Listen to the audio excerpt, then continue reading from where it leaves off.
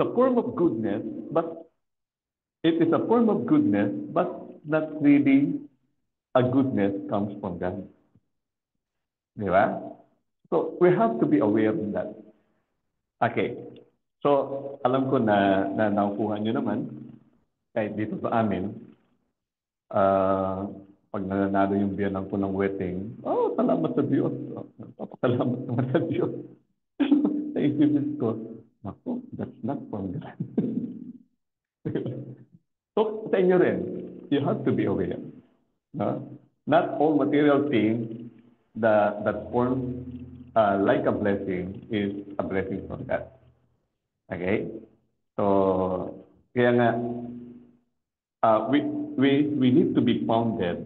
Kinakailangan talaga yung foundation natin sa salita ng Diyos para malaman natin yung tama at mali. Kasi sabi sa Jeremiah o kaya Isaiah, sabi doon na yung dilim nagiging liwanag. So may mga tao na yung tama, ginagawa nilang mali. Yung mali naman, ginagawa nilang tama. So, minsan, nagiging problema. Kasi, nagkakaroon ng kalituhan yung mga tao. Hindi na nila ma-distinguish yung tama at mali. Alam niyo sa bangko, isa sa mga training daw ng mga kahera is ganito. Para malaman nila yung peke na pera, saka sa tamang pera, is papahawakin sila ng tamang pera. Yung correct na pera. Okay, pera. Okay, sige. Pag-aaralan nila yung texture, yung itsura, nung tamang pera. Yun ang training nila. Okay? So, kailangan ma-memorize nila lahat yan, ma-familiarize nila lahat na tamang pera yung hawak nila. At pag dumating yung time na hahawak na sila ng peke na pera, alam na nila. Why? Kasi alam nila kung ano yung tama. Kasi kung hindi nila alam yung tama, how can you distinguish? Na, ano mo nalaman kung totoo ba ito o hindi? But if you know kung ano yung tama, kung ano yung hindi peke, then alam mo na rin, malalaman mo rin kung ano yung hindi tama. Okay? I remember doon sa Book of Joshua, may mababasa kayo doon na may isang hari doon sa AI. AI yun pangalan ng lugar na yun. Akala natin ang AI ngayon lang ha. Sa Bible may AI na rin. So, ang sabi doon, yung hari, ang ibig sabihin daw ng pangalan niya ay kumikinang. Kumikinang. All that glitter. So, tandaan natin, hindi lahat ng kumikinang ay ginto. Yan. Tama ba? So, hindi lahat ng forms ng blessing is comes from God. Okay? Kasi pwedeng dayain talaga ng diablo yan. At sabi nga ng Panginoon Jesus, yung mga pagano, yun ang kanilang hinahabol. Yun ang kanilang pinagpapagalan. Kaya nagkaroon ng kaya nagkaroon ng Matthew 6:33, but seek ye first the kingdom of God and His righteousness, and all these things, all the material things that you need will be given unto you. Amen? Okay, so punta tayo sa ating pag-aaral about the survey of the goodness of God. Okay, we speak about the goodness. He is just that good. Okay, so isa sa mga katangian ng Panginoon, hindi natin makakaila, siya ay mabuti. Amin po dyan. Okay? Sa Hebrew, ang salitang good in Hebrew is we call tov. Kaya minsan, bumabati tayo, for example, good evening, erev tov. Ibig sabihin good evening. Tov means good. Erev means evening. So, erev tov, good evening. O boker tov, good morning. Yan yung mga bati ng mga Israel, no? Mga Hudyo. So, tov. So, good in Hebrew is tov. And defined as beautiful, best, better, bountiful, cheerful, at ease. Yan. Alam mo yung, uh, for example, si Ate Rochelle, nag-agent siya o nagbebenta siya ng sasakyan. You know, pag bibili ka ng sasakyan, hindi lahat may tinatawag na, yun na yung pinaka-the best. O operan ka nila ng tinatawag na entry level. Although that is good, entry level. Maaring ang aircon ay nasa harapan na. For example, you're going to buy L300. So, nasa harapan ng aircon. Hindi siya dual. Wala sa likod. Okay? Pero that's good. Diba? That's good. Kasi, okay yan yan. As good as new yan. Di ba? O, pag sinabi mo, sige, sir, gusto mo dual aircon. That's better. That's better. Kahit sa mga maganda sasakyan. Bibili ka ng ano yung mga tinda ni Ate Rochelle, mga exports. Meron din entry level, meron din mga additional feature, di ba? Na sinasabi natin, mas better to. O mas maganda yung gulong, o mas maganda yung features niya. Di ba? May mga ganun. So, yun ang ino-offer sa atin. Okay? Pero you know, in the Bible, ang salitang good, it is defined as beautiful. Means perfect na yun. It is defined as best. It is defined as better, or best, or better, or bountiful, or cheerful, at is. Diba? So, when you study the book of Genesis, in the beginning, each day of Christ, Jesus' handiwork. So, each day that God, kasama si Jesus kasi doon nag-create. No? Bawat araw, no, ng kanyang paggawa. So each day. And 7 times was done and finished by God's goodness. Okay? You can read it in verse 4. No? Tingnan lang natin yung ibang mga verses. Take it. Genesis chapter 1, verse 4. And God saw the light was good. And God separated the light from darkness. Also in verse 10, it says, God called the dry land earth, and the water that were gathered together he called sea, and God saw that it was good. In the best, in the better, it was good. Kasi para sa kanya, yung salitang good is already perfect. It means yan na yung pinaka-the best. At when you study the word tov, it means best or good. Okay? So, as you can see, yan yung mga verses na yan. Genesis 1:4, verse 10, verse 12, verse 18, verse 21, hanggang sa verse 31, no? Sinasabi pa rin dyan, and God saw everything that He had made, and behold, it was very good. And there was evening, and there was morning on the 6th day. And God saw everything that He had made, and behold, it was very good.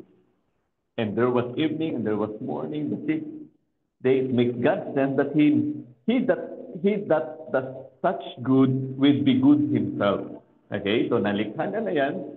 So alam ng Diyos, it is good already. Okay? And God is good itself. Kasi lumikha siya ng mabuti, so it means He Himself, He is good. Okay? Just as He loves itself. So the account found in John chapter 1, verse 35 to 51, makita nyo rin dito, yung mga disciples, of the disciples discovering Jesus always sweep across my imagination as men seeing only in black and white, and then, wow, the color. Minsan ang tingilan ng tao sa Panginoong Jesus, ganito lang. But if we can study the life of Jesus, we can see napaka-colorful. Napaka-colorful ang buhay ng Panginoong Jesus. At marami tayong makikitang mabubuting bagay na mararanasan natin. And there stands Jesus. Life suddenly and forever becomes so good. No? Siguro, pwede bang someone will read it for me? John chapter 1, verse 35 to 51. Sino ba pwede magbasa? Pastor Sammy, can you read for us? John chapter 1, 35 to 51. At tingnan na natin yung story na to. Kung paano yung mga disciples nakita nila yung kabutihan ng Diyos. O nagpakita sa kanila, nagpakilala sa kanila ang Panginoon Jesus. Pastor Sammy, are you there? John chapter 1, wait lang po tayo. May Tagalog ka na. Tagalog po. Mas maganda kung Tagalog.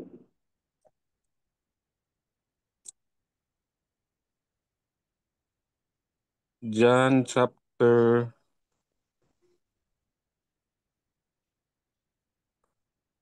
Chapter 1, 30. 35 to... Okay, 35. Okay pa.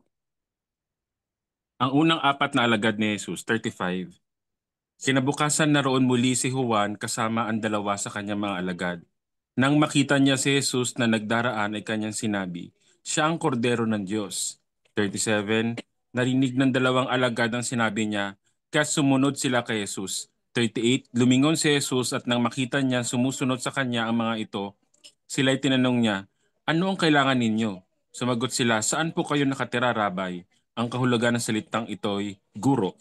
Halikayo, halikayo at tingnan ninyo, sabi ni Jesus. Sumama sila kay Jesus at nakita nila ang kanyang tinitirhan at tumuloy sila roon ng araw na iyon. Nooy mag-aalas 4 na ng hapon. 40. Ang isa sa dalawang alagad na nakarinig ay kay Juan at sumunod kay Jesus ay si Andres na kapatid ni Simon Pedro. Unang hinanap ni Andres ang kanyang kapatid na si Simon.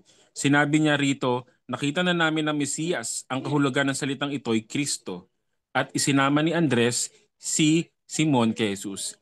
Tiningnan ni Jesus si Simon at sinabi sa kanya, ikaw ay si Simon na anak ni Juan. Ikaw ay tatawaging Cephas na ang kahulugan ng pangalang ito ay Pedro.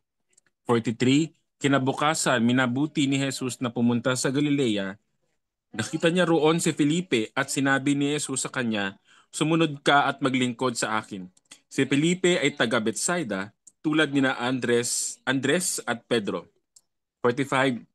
Nakita ni Felipe si Nathaniel at sinabi niya dito, natagpuan na namin ang tinutukoy ni Moses sa kanyang isinulat sa aklat ng katautusan at gayon din ng mga propeta.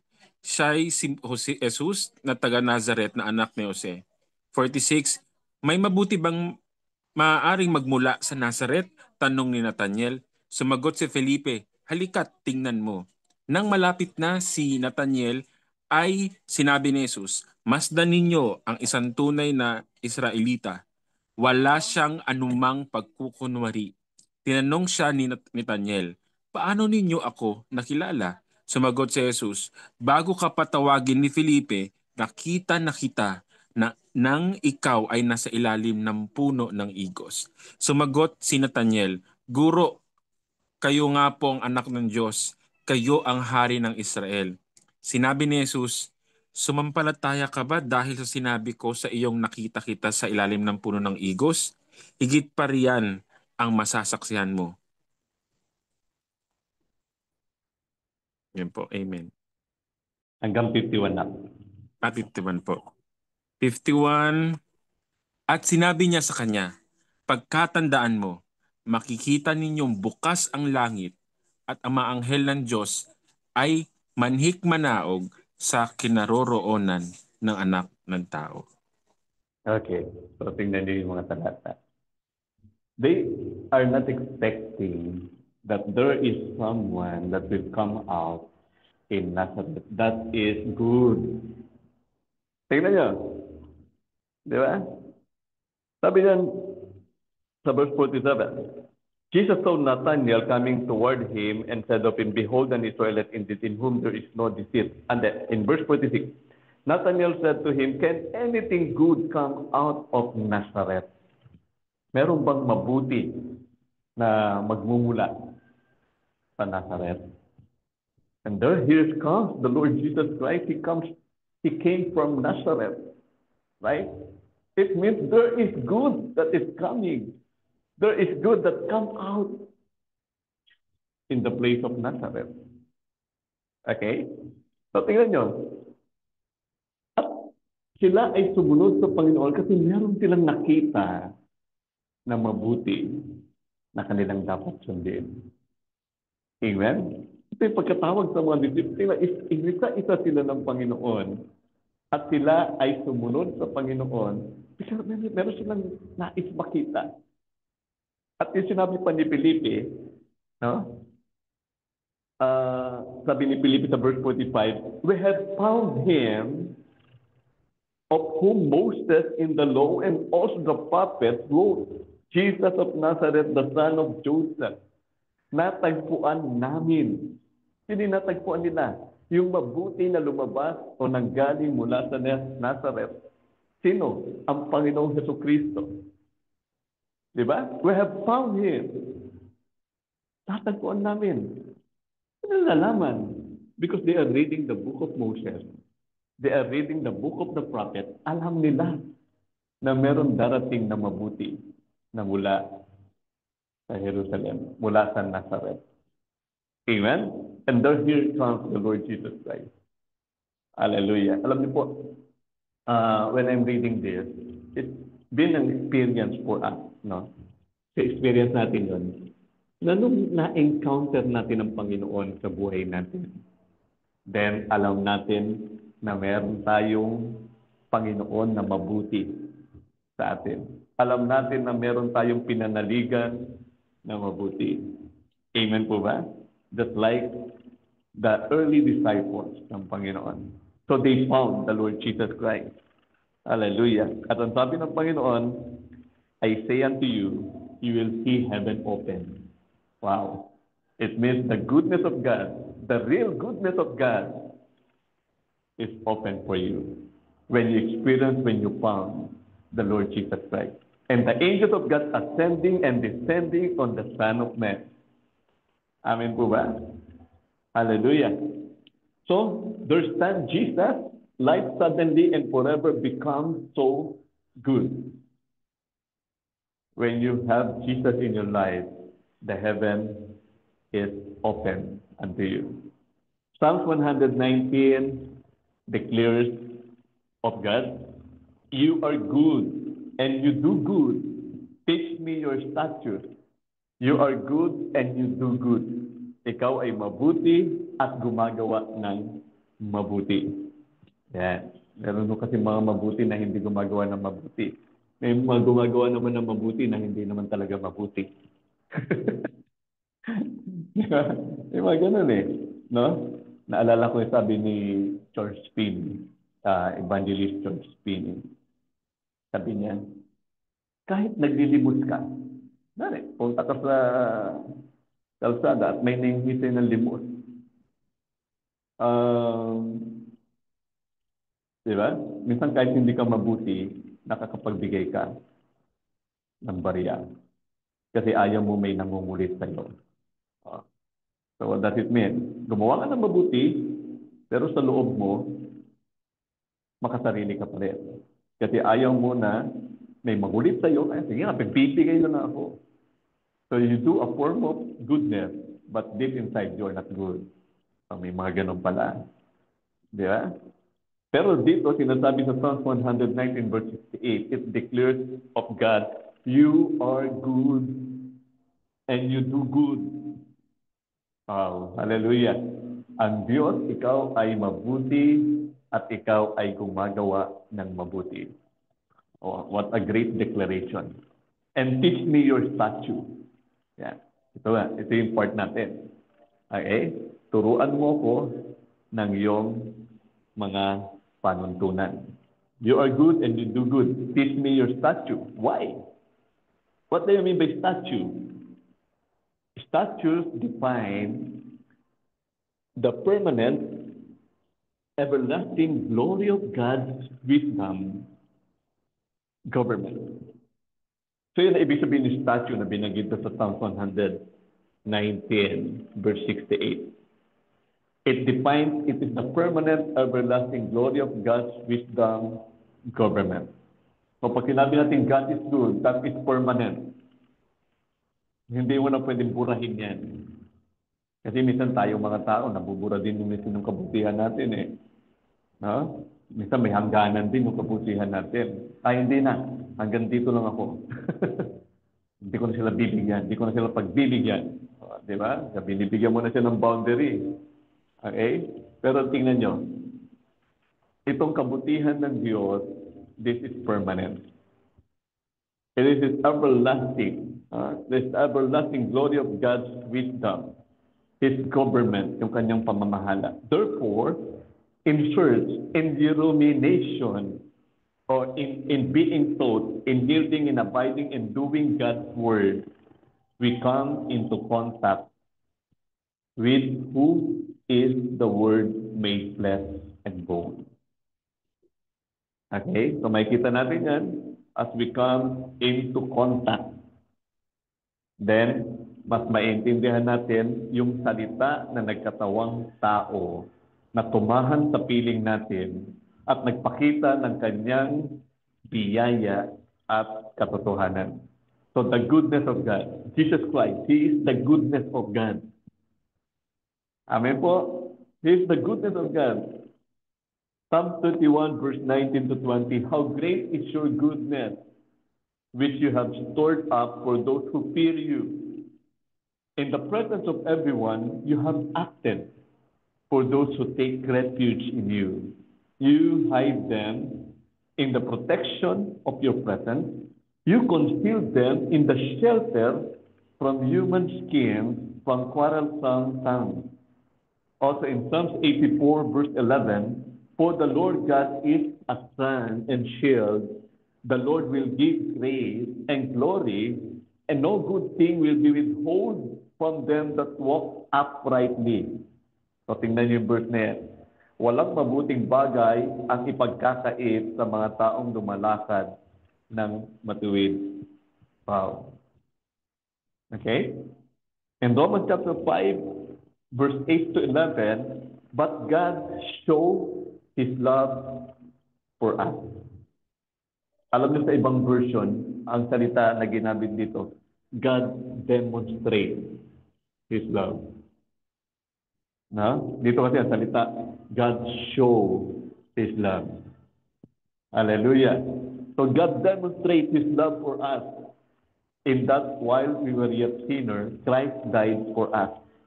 No? Pinadama ng Diyos, pinakita ng Diyos ang kanyang pag-ibig sa atin habang tayo ay makasalanan pa. Namatay si Jesus para sa atin. Since therefore, we have now been justified by His blood, much more shall we be saved from Him, from the wrath of God. Mas nakakatiyak tayo maliligtas. Why? Because the goodness of God, because He show His love for us by giving His only begotten Son to die for us, In verse 10, for if while we were enemies. Di ba? Kung tayo yung mga kaaway pa, we were reconciled to God. Nakipagbati, nakipagkasundo tayo sa Diyos sa pamamagitan ng kanyang kamatayan ng kanyang bugtong na anak. No? By the death of His Son. Much more, now we are reconciled. Shall we be saved by this life? Oh, dahil nakipagkasundo na tayo, sa pamamagitan ng kamatayan ng kanyang anak, sabi dito, tayo ay nakipagkasundo na at magkakaroon ng kaligtasan sa buhay nito. In verse 11, more than that, we also rejoice in God through our Lord Jesus Christ, through whom we have now received reconciliation. Hallelujah. Also, Psalm 145, basa lang ako. Pwede Pastor Sammy, can you read for us Psalm 145? Psalm 145, in Tagalog tayo, no? Yep. Ikaw ba tayo? Psalm 145.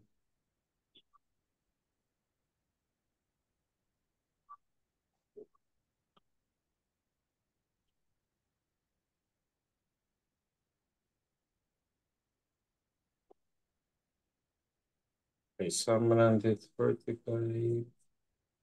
Verse 1. Ang kadakilaan ng Diyos ko at, at hari ay aking ihahayag. Di ko titigilan magpakilanman ang magpasalamat. Aking pupurihit, pasasalamatan siya araw-araw. Di ako titigil na ng pasasalamat magpakailanman. Dakila ka, Yahweh, at karapat dapat na ikay purihin. Kadakilaan mo'y tunay na mahirap naming unawain. Sa alinmang lahi ang iyong ginawa ay papupurihan. Ihahayag nila ang mga gawa mong makapangyarihan. Ang karangalan mo at pagkadakilay ipapamalita at isasaysay ko ang mga gawa mo na kahanga-hanga. Ang mga gawa mong makapangyarihay ipapamalita sa lahat ng tao'y aking sasabihing ikaw ay dakila. Ihahayag nila ang lahat ng iyong mga kabutihan. Aawitin nila ng may kagalakan ng iyong katuwiran. Si Yahweh mapagmahal at puno ng habag. Hindi madaling magalit, ang pag-ibig ay wagas. Siya ay mabuti at kahit at kanino'y hindi natatangi sa kanyang nilikha. Pagkalinga niya ay mamamalagi. Magpupuring lahat sa iyo, O Yahweh, ang iyong nilalang. Lahat mong nilikha ay pupurihin ka at pasasalamatan. Babanggitin nilang tunay na dakila ang iyong kaharian at ibabalitan tunay kang dakila't makapangyarihan. Dakila mong gaway upang matalastas ng lahat ng tao. Mababatid nila ang kadakilaan ng paghahari mo. Ang paghahari mo'y sadyang walang hanggan, hindi magbabago. Di ka bibiguin sa bawat pangako pagkat ang Diyos ay tapat. Ang kanyang ginawa kahit ano ito ay mabuting lahat. Siya'y tumutulong sa lahat ng tao na may suliranin at sa pagkalugmok sa panghihina ay kanyang hahanguin. Lahat ng mga buhay ay tanging si Yahweh ang inaasahan. Siyang nagdudulot ng pagkain nilang kinakailangan. Binibigyan sila ng sapat na sapat, hindi nagkukulang. Anupat ang lahat ay may tinatanggap na ikabubuhay. Matuwid si Yahweh sa lahat ng bagay niyang ginagawa. Kahit anong gawin ay kalakip ay masagana niyang awa.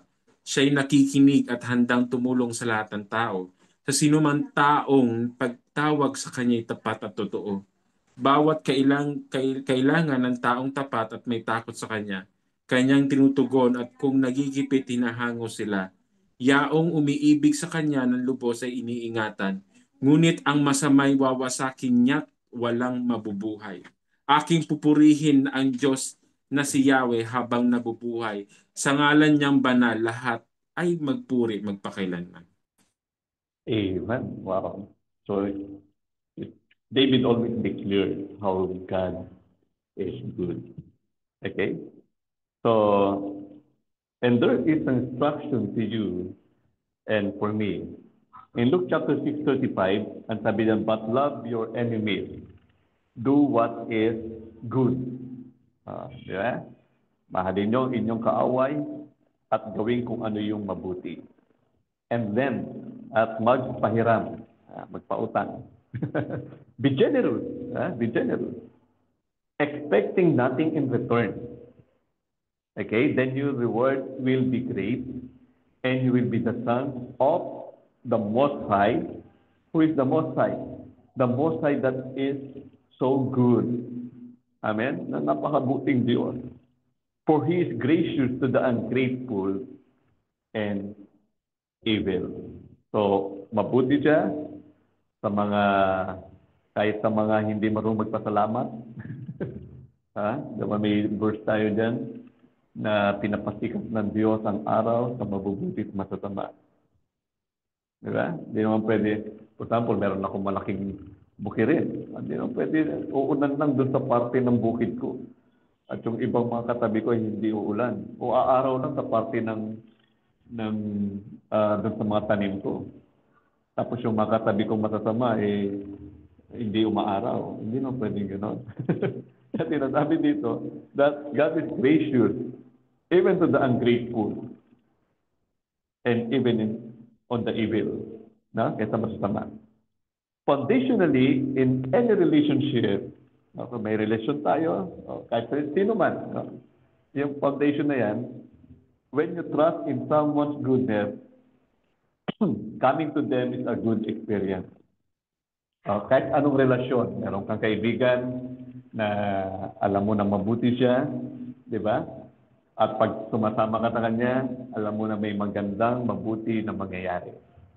Meron kang mga anak na alam mo mabubuti yung mga anak mo. Then pagkasama mo sila, alam mo na merong mabuting bagay na mangyayari.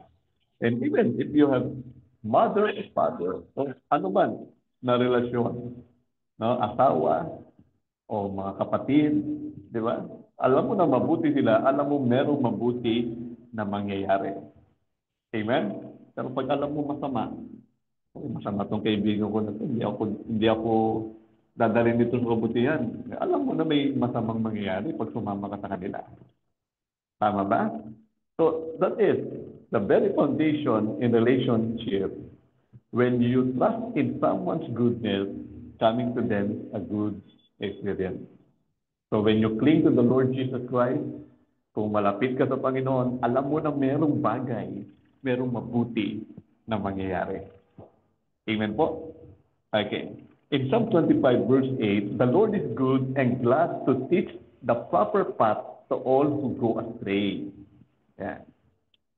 So Psalm 25 verse 8, nakita natin yan, ang Diyos ay mabuti at natutuwa siya na turuan tayo ng, of course, ng mabuti kung tayo naliligaw. Okay?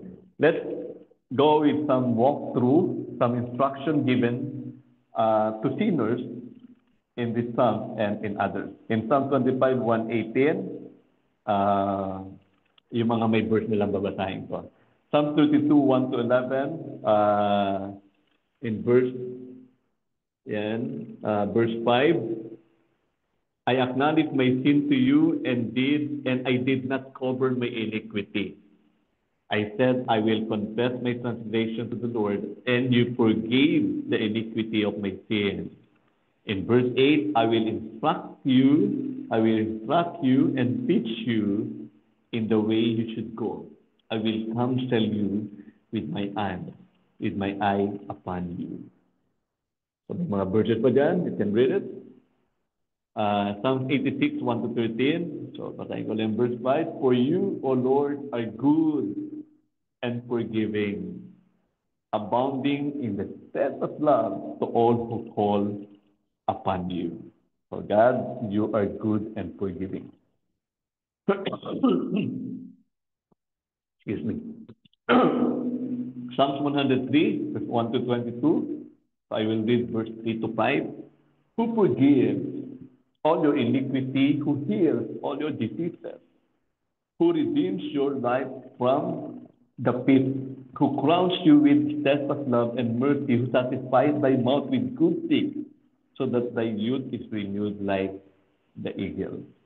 So, yan Psalm 103, sabi niya, bless the Lord, O my soul, and all that is within me. Bless His holy name. Bless the Lord, O my soul, and forget not all His benefits. Amen? Who forget not all, huwag mong kalilimutan yung mga benepisyo na binigay ng Diyos sa iyo. Kasi sabi, huwag mong kalilimutan yung goodness ng God sa iyo. Ano pa yung goodness ng God sa iyo? Who forgives all your iniquity? Pinatawad ang iyong lahat ng kasalanan. Who heals all your diseases? Pinagaling lahat ng iyong mga karamdaman. Who redeems your life from destruction, from the pit? No, nanegtas sa iyong buhay mula sa kapahamakan. And who crown you with steadfast love and mercy. So binibiyayaan ka, kinokoronahan ka ng kanyang pag-ibig at ng kanyang biyaya. Who satisfies you with good. Pinupuno ka niya ng mabubuting bagay para ang iyong lakas ay maging gaya ng lakas ng agila. Psalms 103, 1 to 8, I'll read verse 3 and 4. If you, O Lord, should mark iniquity, O Lord, who could stand? But with you there is forgiveness, that you may be feared. Okay, pag nagkakasala sa harapan mo, makakatayo pa ako. Pero ang sinasabi dito, but with you there is goodness. What is that goodness? The forgiveness of God. Amen? Romans chapter 2, 1 to 11, Paul teaches the goodness of God and the wrath of God. Di ba?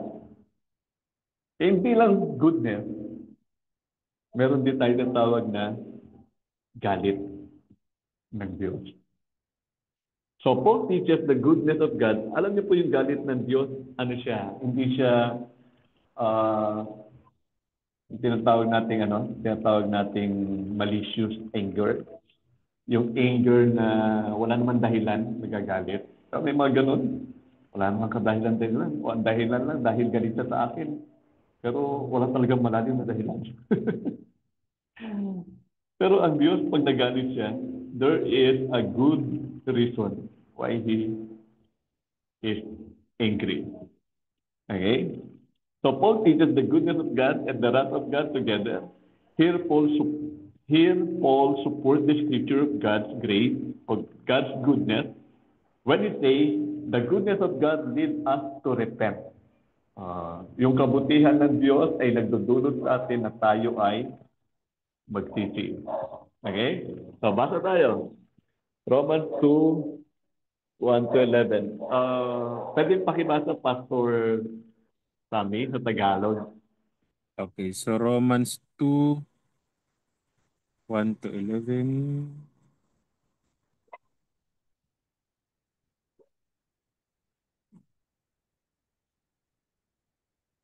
Verse 1, kaya nga, sino ka mang humahatol sa iba, wala kang maidadahilan. Sapagkat sa paghatol mo sa iba, hinahatulan mo rin ng iyong sarili. Dahil ikaw na humahatol ay gumagawa rin ng ganoon. Nalalaman nating makatarungan ang hatol ng Diyos laban sa gumagawa ng mga iyon. Akala mo ba'y makakaiwas ka sa parusa ng Diyos kung hahatulan mo ang mga gumagawa ng masasamang gawain ginagawa mo rin naman? O baka naman gusto mo pang hamakin ng Diyos dahil siya ay napakabait, mapagpigil at mapagpaumanhin. Mhm. Wow. Hindi mo ba alam na napakabuti ng Diyos kaya binibigyan kanya ng pagkakataong magsisi at tumalikod sa kasalanan? Ngunit sa katigasan Mhm. ng iyong ulo at di pagsisisi, lalo mong pinabibigat ang parusang igagawad sa iyo sa araw na iyon, kung kailan ihahayag ang puot at makatwirang paghatol ng Diyos. Sapagkat igagawad niya sa lahat ng tao ang naaayon sa kanilang mga ginawa. Bibigyan niya ng buhay na walang hanggan ang mga taong patuloy na gumagawa ng mabuti, nangahangad ng karangalan, kadakilaan at walang kamatayan. Ngunit matinding galit at puot ang sasapitin ng mga taong makasarili at ayaw sumunod sa katotohanan kundi sa kasamaan. Paghihirap at kapighatian ang daranasin ng bawat gumagawa ng masama. Una ang mga Hudyo Mhm. at gayon din ang mga Griego. Ngunit karangalan, kapurihan at kapayapaan naman ang tatamuhin ng bawat gumagawa ng mabuti. Una Mhm. ang mga Hudyo, gayon din ang mga Griego, sapagkat walang itinatangi ang Diyos. Okay. So, tingnan niyo yung mga talatang yan. So, andyan yung tinatawag nating goodness of God that will lead to repentance. Di ba? Tinatawag natin not knowing that God's kindness or God's goodness is meant to lead you to repentance. Okay? Yan na yung mga pinagpapala na nanalo ng wete na hindi naman nagli-lead sa pagsisisi, hindi yung goodness ng God. Hindi yung blessing talaga na totoong blessing mula sa Diyos. Di ba? So ano yung blessing na mula sa Diyos? God's kindness is meant to lead you to repentance. Hallelujah.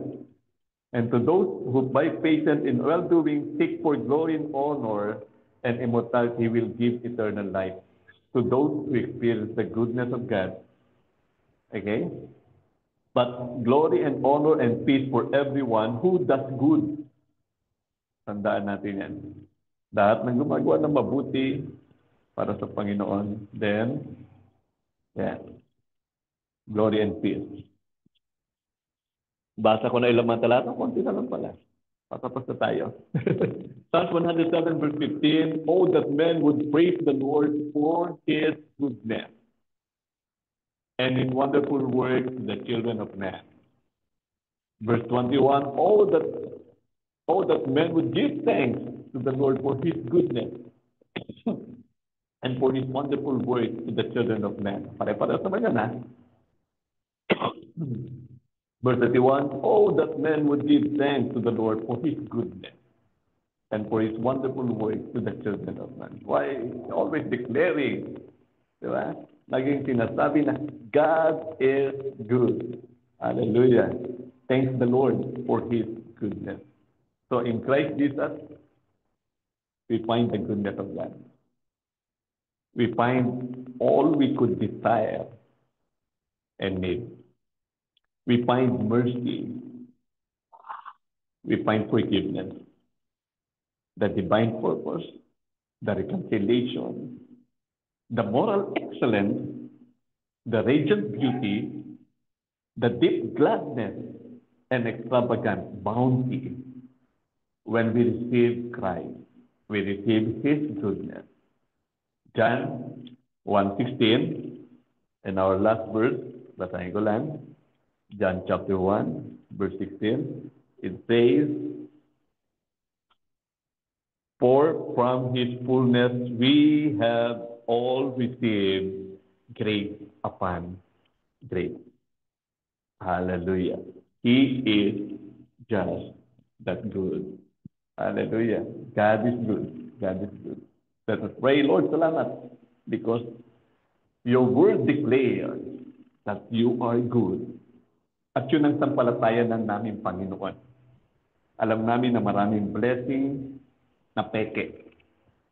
Alam namin na maraming blessing na inililigaw ang mga tao.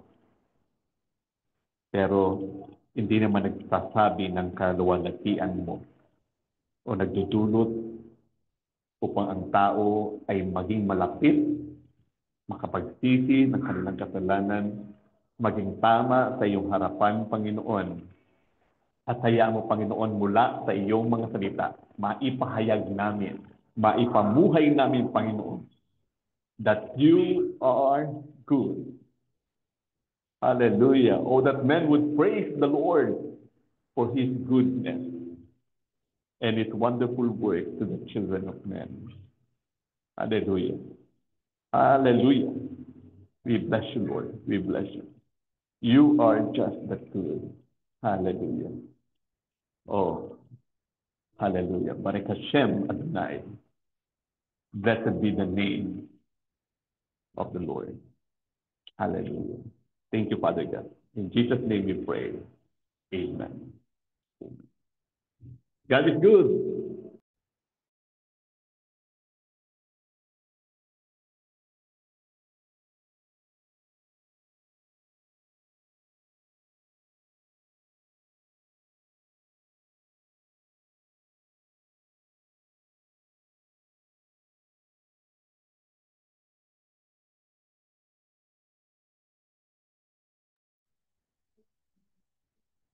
All right, praise the Lord. Hallelujah. That was sobrang nakaka-bless, no? And salamat Tay Rev for the word for tonight. Ayan, we have the really ang ganda na goodness of God, right? So nakaka-bless. Ayan, so um let's proceed po sa ating sharing. Ayan. Ayan. So let's proceed sa ating sharing. Meron po bang gusto mag-share ng takeaway nila for the word tonight na nakaka-bless?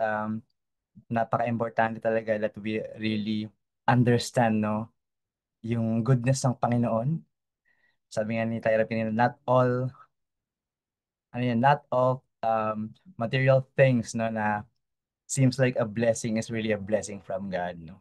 So we really have to discern, right? We have to have that discerning spirit. Okay, wait lang po.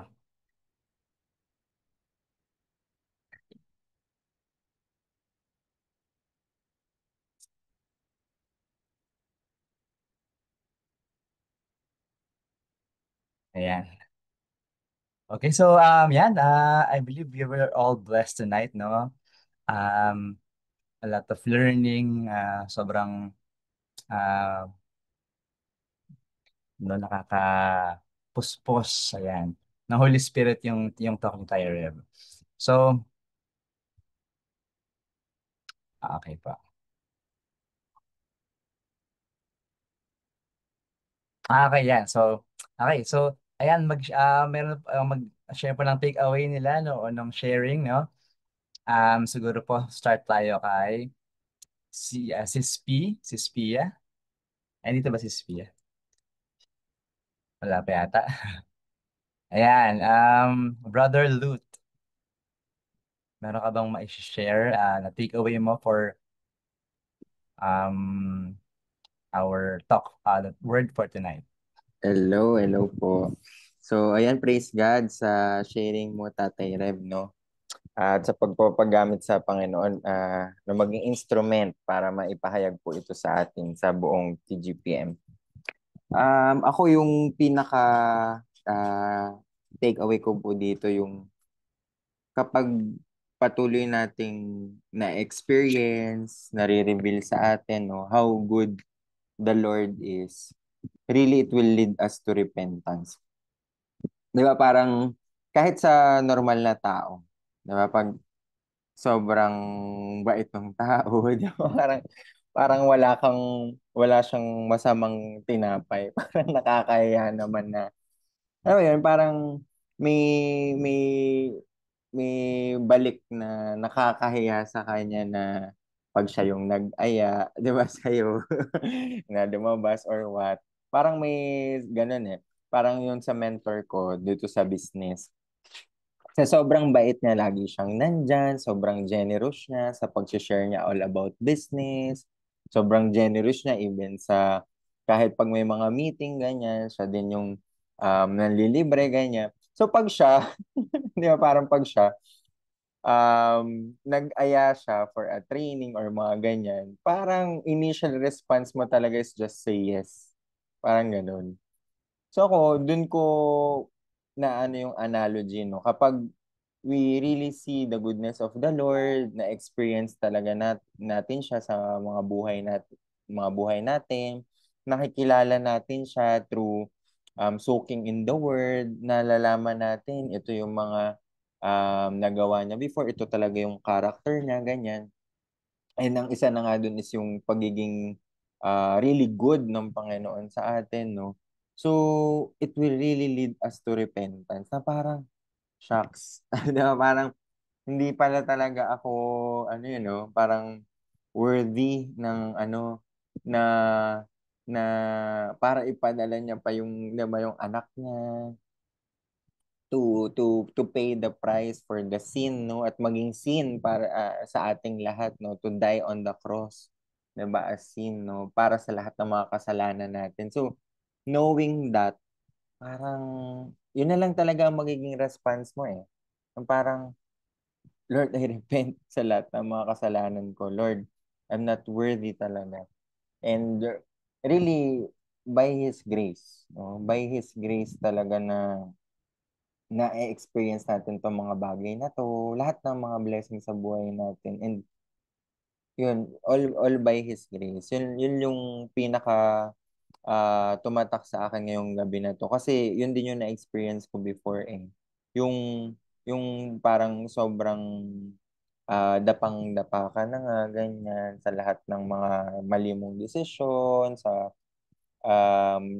I mean, parang wala nang pag-asa, ganyan. Pero, dahil sa goodness ng Panginoon na He redeemed you, ano mo yun, parang nabigyan ka ulit ng hope, ng chance, no? Kahit feeling mo, sobrang babang-baba ka na.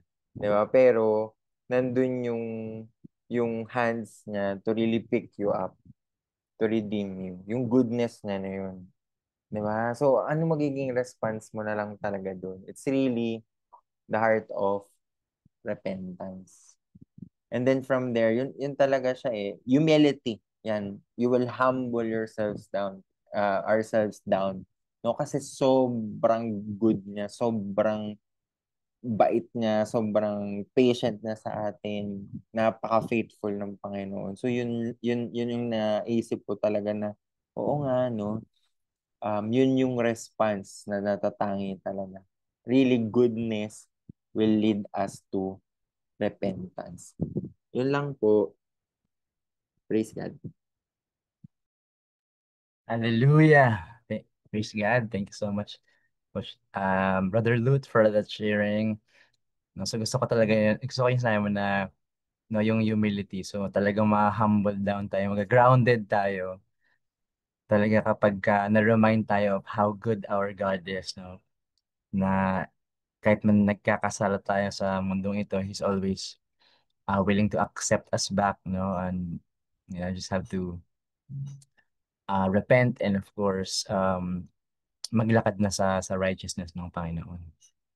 Alright, so so sino po gusto mag-share ang ating mga leaders?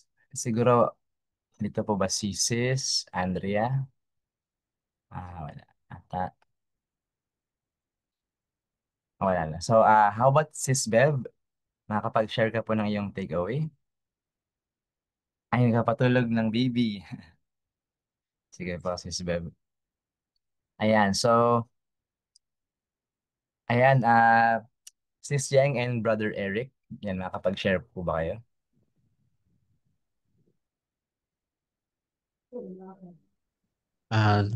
Thank you, brother. So maganda po yung message ni Tyreb na ngayon, no? So for me po, na-remind lang po ako about sa goodness ng God. And basically, ang tumatak talaga sa akin is yung maging grateful ka sa lahat ng unang-una sa pagiging mabuti niya at sa mga blessings na binibigay niya. Parang katulad ng pagising mo pa lang sa umaga, nalaman mo na na humihinga ka pa at buhay. So, yun. So, yun talagang tumatak sa akin na maging grateful and ma-appreciate yung mga simpleng bagay na maging sa ano pa lang, kabutihan pa lang niya sa mga blessings na binibigay niya sa atin.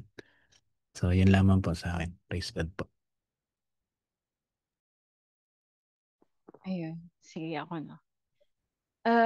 Una, God is good. Yun yung parang love na echo. Yun yung pinaka-foundation ng lahat. So, thank you pala, Tyre. Sorry. Nag-distract ako kasi nag-chat yung ate ko eh. So, si God ay, kumbaga, good na talaga sa Genesis pa lang eh, no? No, kumbaga, walang mali sa kanya. Ang nature niya is pure goodness. So, naalala ko yung yung definition ni Pastor Peter Tanchi, yung about sa true love. Sabi doon, ang true love daw is unconditional commitment directed towards imperfect people, seeking their highest good and often requiring sacrifice, ultimately bringing glory to God. Napaka-perfect nung definition na yun. Kasi God is our true love eh. Mabuti ang Panginoon sa atin kapag ang resulta ng blessings, ng mga pangyayari sa buhay natin or mga bagay na receive natin ay kumbaga nagre-result yun ng kabutihan sa atin. Ang ano talaga, ang pinaka ano talaga, yung kabutihan ng soul natin eh. Ganon. Yung result na yun. Kasi even yung mga trials or challenges na pinagdadaanan natin, it's all part of His goodness. Kasi it's for our highest good and His glory. Tapos yung pangalawa, kumbaga ang natutunan ko talaga sa preaching ni Tyrev din talaga is be good as how God defined goodness. Kasi hindi yung good na according sa mundo, definition ng mundo or sa sarili nating standard, kundi yung goodness na tinutukoy ni God mismo sa salita niya. Yung love, compassion, forgiveness, integrity, at yung lahat ng virtues na pinapakita ni Jesus. Then, pag ginawa mo yung goodness according sa definition ni God, then God will be more gracious to you. Actually, kahit hindi ka good pa rin si Lord sa'yo. I mean, kumbaga, kahit hindi mo pa kilala ang Panginoon, di ba, kumbaga kung ire-reminisce mo kung gaano kabuti yung Panginoon sa'yo kahit hindi mo pa siya kilala.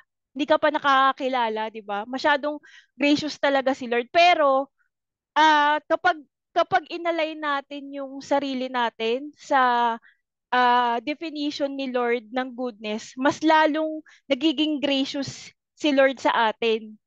Parang sakto to dun sa binabasa ko kanina sa buhay ni Abraham. Na-reveal talaga siya sa akin eh. Kasi kumbaga sa buhay ni Abraham, siya yung tinuturo ni Lord na righteous, na obedient, ganyan.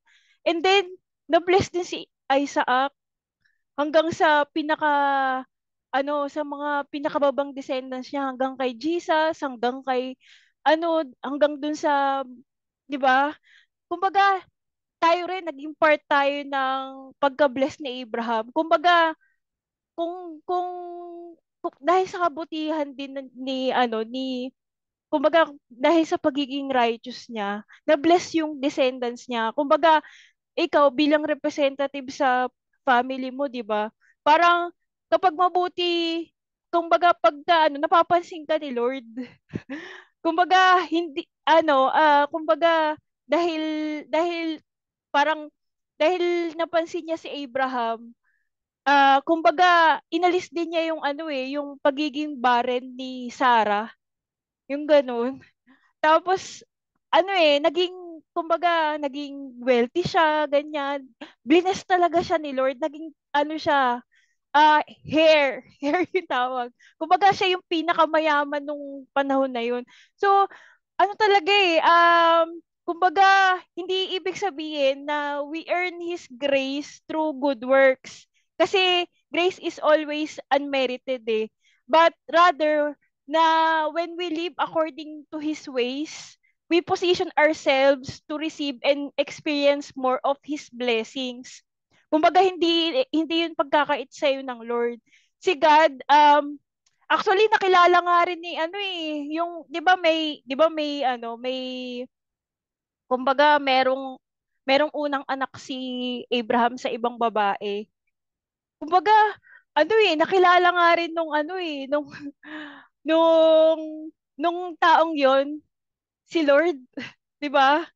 Nakilala din niya. So, sobrang blessing talaga na binigay ni Lord para sa buhay ni Abraham. Ganyan. Tapos, si God hindi naman kuripot or nagbibilhod ng blessings. When we walk in His ways, He delights He delights in blessing us. Hindi niya tayo bibigyan ng less than what we need or deserve according to His perfect love. Kaya mahalaga talaga yung pag-spend time natin in reading His Word. Dito natin malalaman kung gaano kabuti ang Panginoon and what kind of good things do we need to take. Through scriptures, nakita natin yung character ni Lord, yung mga promises niya, and kung paano niya tayo minamahal. Hindi lang yun doon doon din natin, kumbaga hindi lang yun, doon din natin natututunan kung ano yung mga good works na gusto niya sa atin. Hindi based sa guessworks or feelings, but based sa actual revelation niya sa word. So basically, it's about living in alignment with God's character and trusting na He won't hold back His goodness from those who seek to please Him through righteous living. And this can only happen when we constantly spend time sa Word para mas makilala natin si God at maintindihan kung ano talaga yung will niya para sa atin. Ayun. Yun lamang po. Glory to God. Praise God. Thank you for sharing, Ate Yang. And Kuya Eric, Brother Eric, and Sis Yang. And so nakaka-bless yung sharing, no? And totoo, we will always be reminded of uh, the goodness of God. So andun dapat yung ating grateful heart, no? Yun yung, para ma-humble down talaga tayo pag na-remind tayo sobrang grabe grabe kabuti ang Panginoon. And gusto ko yung sinabi natin na let's not be good sa paningin ng mundo. Diba? So we have to be good in a way kung ano yung turo ng Panginoon Jesucristo sa atin. Kung paano maging good followers of Jesus Christ. Praise the Lord. Ayan, so meron pa po akong mag-share. Okay, so wala na si Nay Ruth. I mean, pahinga na si Nay. So I think Kuya Sam, so pwede ka ba mag-share ng iyong takeaway? Ayun, so praise God. Napakaganda ng mensahe no ng Panginoon through Tate Rev. Salamat tayo for sharing God's word ngayong gabing ito. So praise God, talagang ang nagustuhan ko kanina, na-remind ako na permanente yung pagiging mabuti ng Panginoon. Kasi siya na yon. So talagang we, we, we can rely talaga on Him in times of trial, in times of good times. Yung ang gusto ko sa Panginoon, He never change. So doon pa lang, talagang He will be always good. Kaya di ba pag sabi natin Reb kanina, di ba, God is good, di ba kadalasan dinudugtungan niya ng all the time, and all the time God is good. Talaga, God is good. Even in our worst times, even in our weakest moments, 'di ba? Even kahit sa panahon na ay tayo ay tumalikod sa Panginoon, ang Diyos ay nananatiling mabuti. Bakit? Even though sometimes God is disciplining us, He allow us circumstances, He allows us in troubles no ng ating mga consequences, makikita natin na mabuti pa rin yun. Kasi for our good pa rin, di ba? So ito yung nakita ko sa Panginoon talaga na we could rely on Him, na talagang tama yung sabi kanina, no? As I look back, then as I look back dun sa buhay ko. At ko talaga itong tinitirhan namin ngayon. Dati tong babuyan. So itong babuyan na itong bahay na to, di ba, I remember yung lubog-lubog kami sa utang noon. Tapos kailangan namin mag-evacuate umalis dito sa tinitirhan namin kasi nangungupahan kami. Dumating kami sa punto na nangungupahan kami dito para magtinda-tindahan. Then umalis kami. Kailangan namin, no choice kami, tumira kami sa babuyan. Which is ito na yung bahay namin na tinitirhan dito sa Parañaque. Which is aalisan din namin mamaya, no? Pero nakita ko yung good nakita ko yung goodness ng God kasi nung nakita ko yung goodness ng God, na naalala ko noon, bukang barong-barong pa lang to. Alam niyo yung gano'n na parang ang dugyot-dugyot. Talaga grabe talaga noon na sup- super hirap na hirap kami talaga noon. Pero nakita ko yung kabutihan ng Diyos na naging tapat siya sa amin. Kasi yun yung panahon na parang 2 years pa lang ako sa 2 years pa lang ako noon sa walk ko sa Panginoon. Bagong Kristiyano pa lang ako noon. Nakita ko yung goodness ko na sunod kasi nakapasok ako noon sa kumpanya na itong pinapasokan ko ngayon. So it's been 15 years na rin. And then nakita ko ng mga panahon na yon, yung kapatid kong pangalawa napunta sa abroad. So doon siya nagtrabaho. Nakita ko unting-unting nabayaran namin yung mga utang namin. Alam mo, as I look back, it really humbles me. It really draws me na parang kilalanin pa ang Panginoon. Kaya nung mga panahon na yon, nung nakita ko yung kabutihan ng Panginoon, mas lalo ko siyang kinilala. So, kinilala ang Panginoon. Hanggang yun nga, nakapaglingkod ako doon sa kabutihan, ay doon sa una kong church dito sa Parañaque. Grabe, hanggang dumating sa punto na, ayun nga, tayo ay nag-backslide, tumalikod sa Panginoon. Pero at the end of the day, hindi nagbago ang Diyos sa akin. Natili siyang mabuti sa kabila nung ako ay naging prodigal son. At yung kabutihan niya na yon ang nagtulak sa akin na bumalik muli. So grabe talaga yung kung tutuusin, maiiyak at maiiyak ka talaga.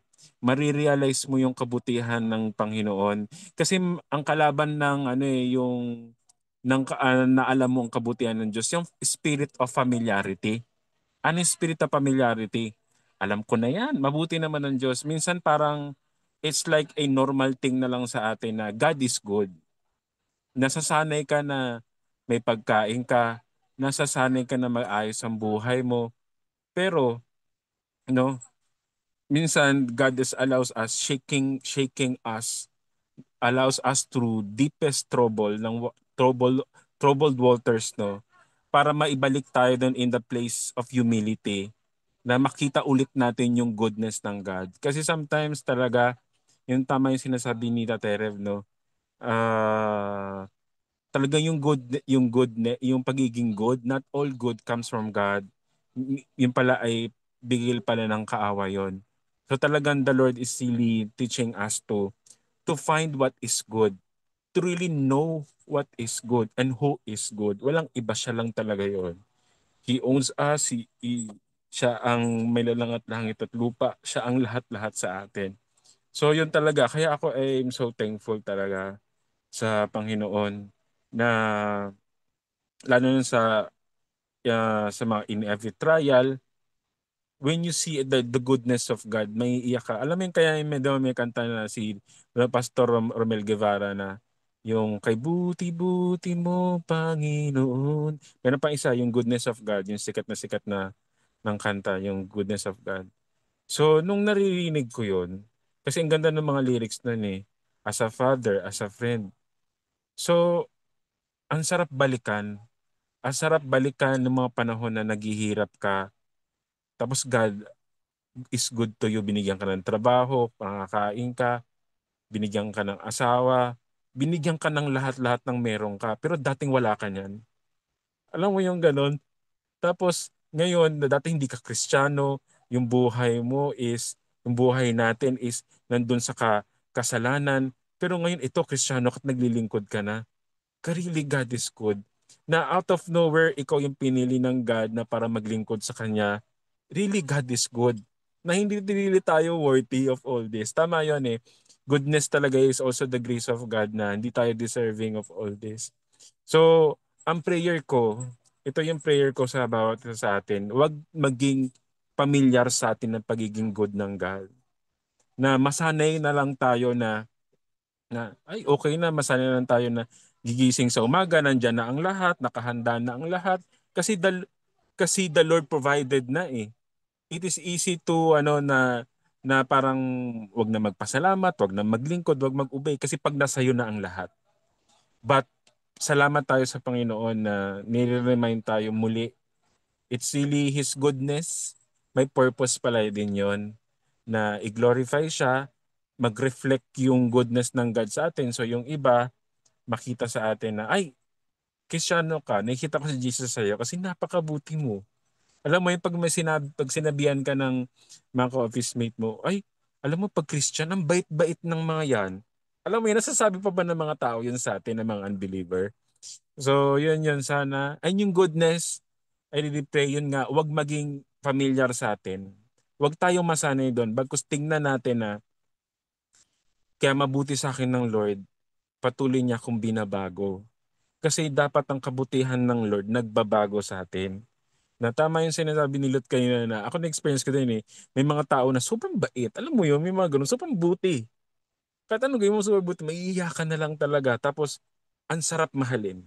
Di ba ang sarap mahalin ng Lord sa panahon na hindi ka mabuti pero naging mabuti sa ang Lord? Di ba ang sarap mahalin ng God? So balikan natin yon. Balikan natin yung point na yon, yung place na yon na at lagi nating idalangin sa Lord, wag ako masanay na maging kalyos na lang yung puso ko, maging kalyo na lang yung puso ko. Dahil wala na, parang normal na lang, convenient na lang ang lahat. Alam mo yung ganun? Kasi talaga huwag tayong pabulag din sa blessing. Ngunit itong mga goodness na to na ibinibigay ng God sa atin, pinapakita niya sa atin, mag-draw sa atin to seek Him more, to love Him more, to obey Him more, to serve Him more. Yun yung natutunan ko na ang sarap mahalin ng Diyos Lalo pag kasi yung sinabi ni Ate Rev kayo na yung tinuro niya sa atin na best beauty, yun pala yung ibig sabihin ng good, no? Grabe, napakasarap mahalin ng Diyos kung makikita mo ang kabutihan. Kahit tayong mga tao nakita natin, diba, na meron mga tao, mga kaibigan tayo o mga kamag-anak pamilya natin na ang buti-buti sa atin. Sarap mahalin. Sarap mahalin. Pero lahat ng yon nag-fail. Pero yung pag-ibig ng Diyos, yung kabutihan ng Diyos, hindi nag-fail sa atin. So yun lang naman po, purihin ng Panginoon. Salamat sa kabutihan ng Diyos sa atin na kung wala na, patay na sana tayo dito, no? Lahat. Sa bawat pagkakasala natin, siguro tinamaan tayo ng kidlat, no? Hindi eh. Dahil mabuti ang Diyos, He gives us each day another chance. His mercy is new every morning. Grabe, grabe. Napakalalim ng goodness ng God. So yun lang naman po, and glory to God, mga kapatid.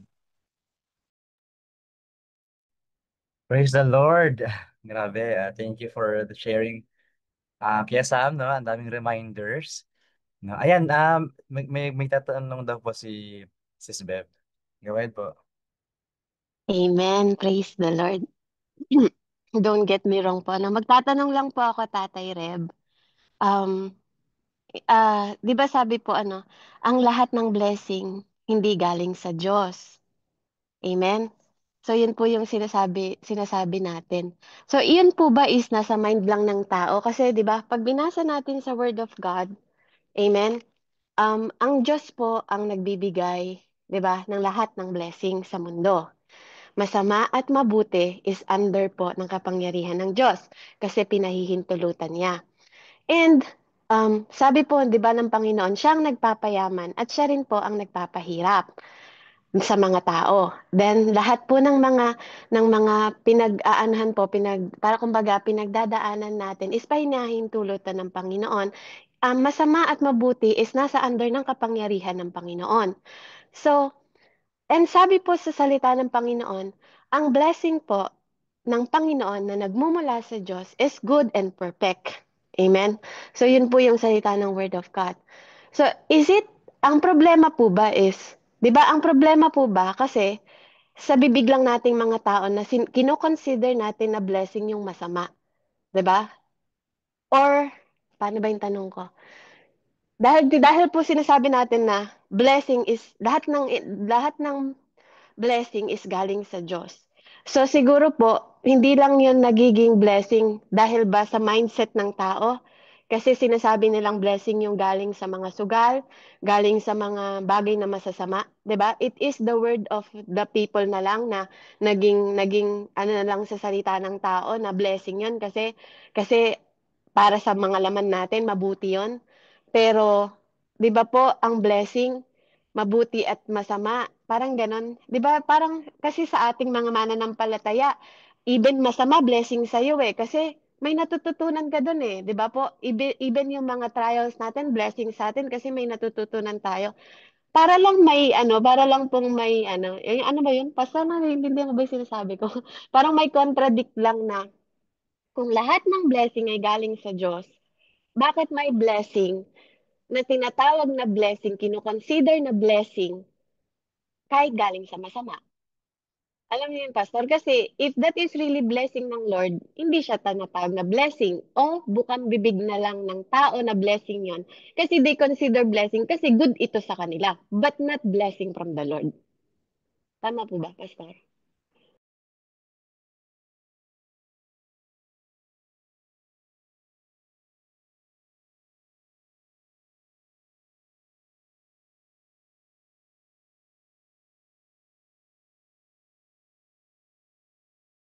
Nawala ka, tatay?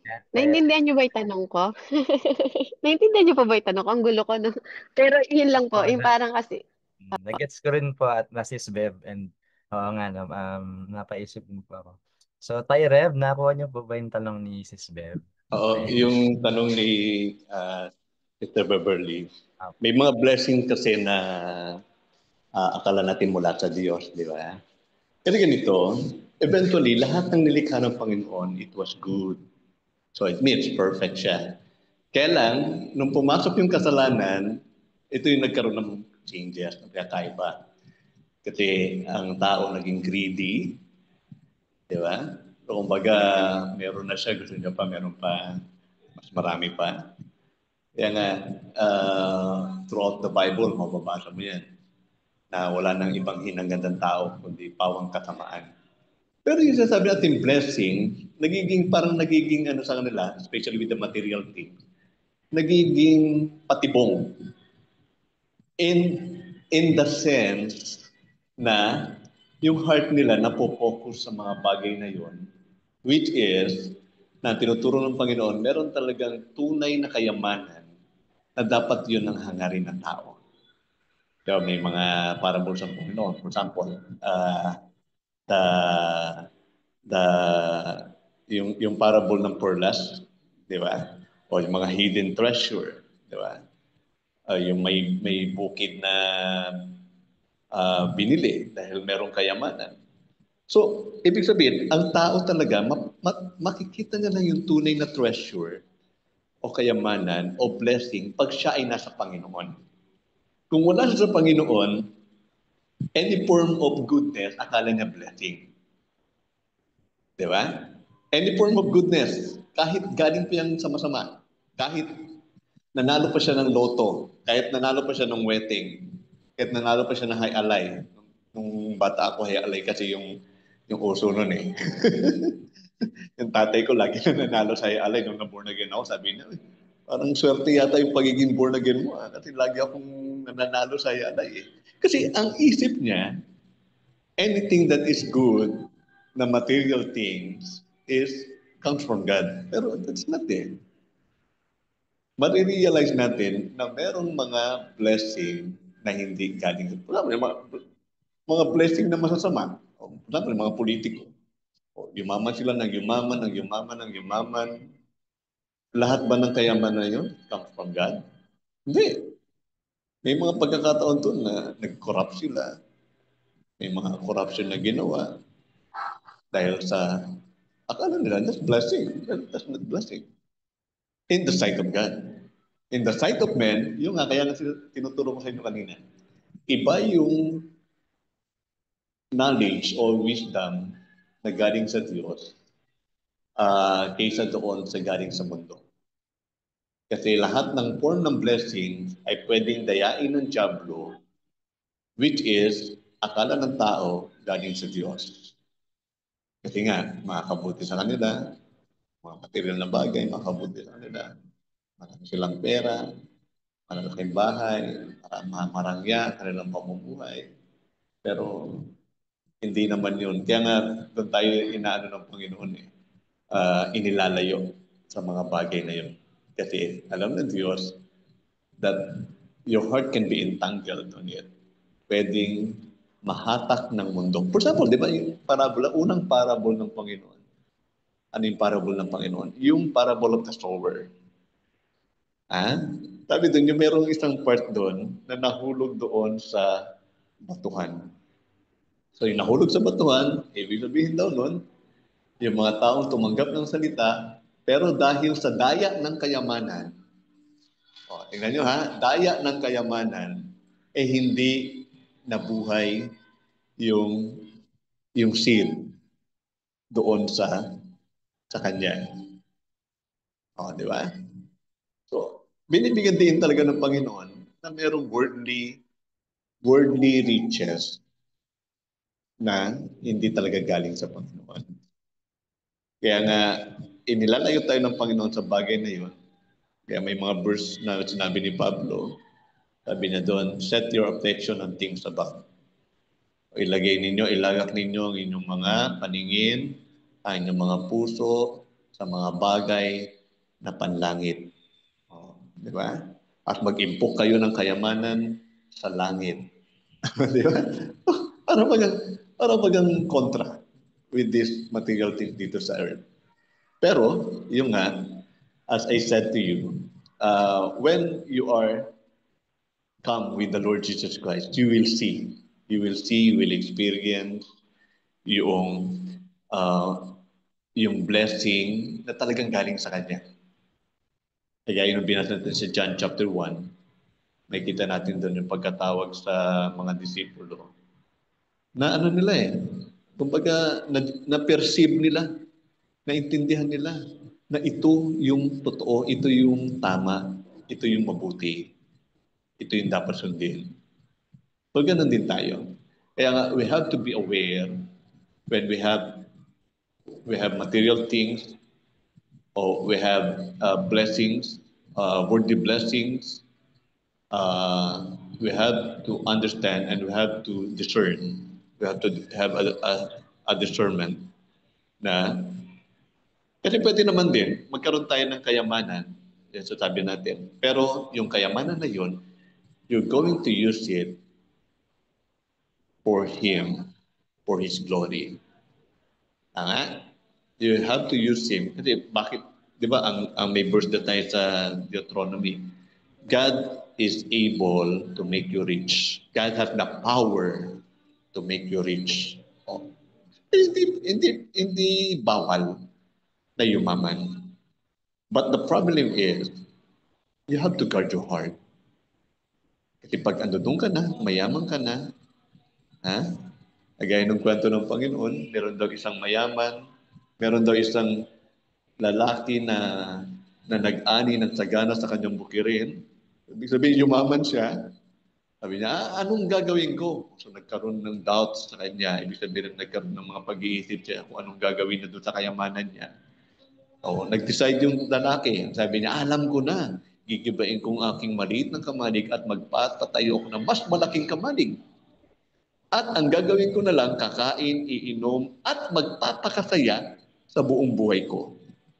Oh, is that God's mindset? Yung nasa lalaki, no.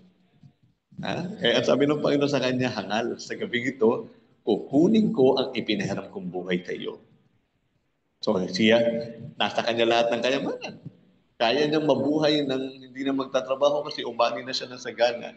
Magre-relax-relax na lang siya, magpapakasaya sa kanyang buhay. Is that God intended? Yan ba yung intention ng Diyos? Kaya yumaman siya? No, it's not. Diba? For example, ang dami. When we study about kayamanan sa Bible, may maraming conflict. Pero marami rin na mga true blessings, like the blessings of Abraham, is also a blessing for us. Kung aaralin mo si Abraham, napakayaman ni Abraham. So it means, blessing din, blessing sa kanya, and that is true riches, pero blessing din sa atin. Pero pansinin ninyo, kung babasahin yung Genesis chapter 15, sabi dyan, ang kanyang portion, ang kanyang kayamanan, ay ang Panginoon, ang Diyos. O, di ba? So doon pa lang, tugma na. Well, kagaya kay Solomon. Ang kayamanan, ang hinihingi ni Solomon, what? Ang alok sa kanya ng Diyos, ano? Kayamanan, mabuting pangalan. Di ba? Yun ang alok sa kanya ng Diyos, kayamanan. Pero, ang hiningi niya, katalinuhan, karunungan. O, ang sabi ng Panginoon, dahil hiningi mo ang karunungan, ang kaalaman, bibigyan pa rin kita ng kayamanan. Di ba? So, mga blessings na yon, it comes from God. It comes from God. So, hindi masama. Pero, ang lagi talaga nating babantayan is, of course, dapat kilalanin natin ang Diyos na nagbibigay ng kayamanan, ng tunay na kayamanan. At alamin din natin yung puso natin. Kasi baka naman, we are so entangled o masyado tayong nadiin yung puso natin sa mga bagay na yan at malimutan natin ang Diyos. May verse pa si David doon na huwag mo kung masyadong payamanin, baka malimutan kita. At huwag mo naman masyadong pahirapin, baka may sumpa kita. O, di ba? So, ang dami. Napagandang pag-aralan yung tunay na blessing. Tsaka yung blessings na pete. Na pinapalayo tayo ng Panginoon sa mga bagay na yun. Pero if we speak about blessings, if we speak about the goodness of God, mas maintindihan lang natin yan. If we come in experience with the Almighty who is good, no? Sabi ni David, the Lord is, thanks be to the Lord for His goodness. He is good forever. Amen. Hopefully, nasagot ko. Siguro sa mga susunod na pag-aaral, I can give you more verses for that. Okay?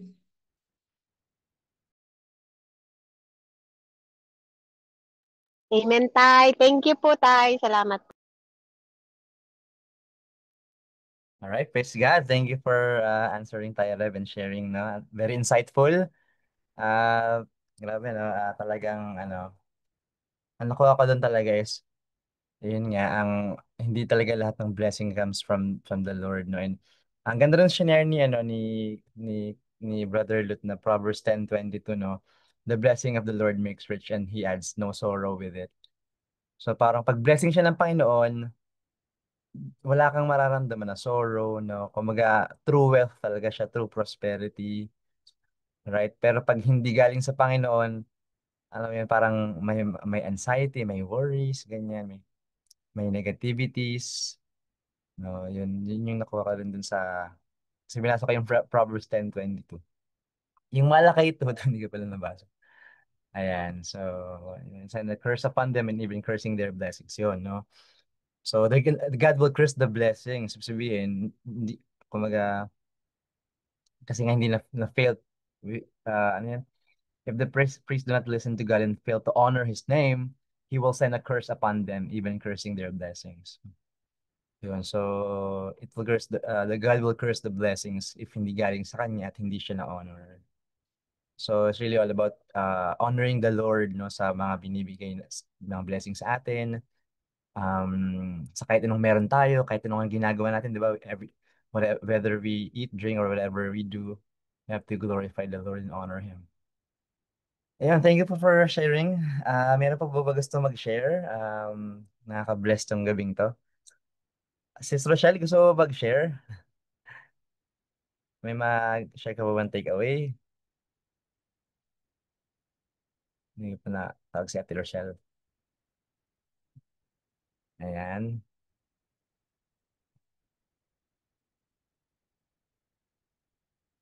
Ayan, so, yan, bakit hindi na makapag-share si Ate Rochelle. Okay, so, yan, I think we can proceed na po, no, sa ating announcements. Meron po bang mga announcement leaders of PGPM? Meron po ba tayong announcements? Ayan, so while waiting for announcement, you can post na po dito your prayer requests sa ating chat group, sa Zoom chat for prayers. Announcements, Brother Lino. For our giving po, so tuloy-tuloy po tayo sa ating pagbibigay for our TGPM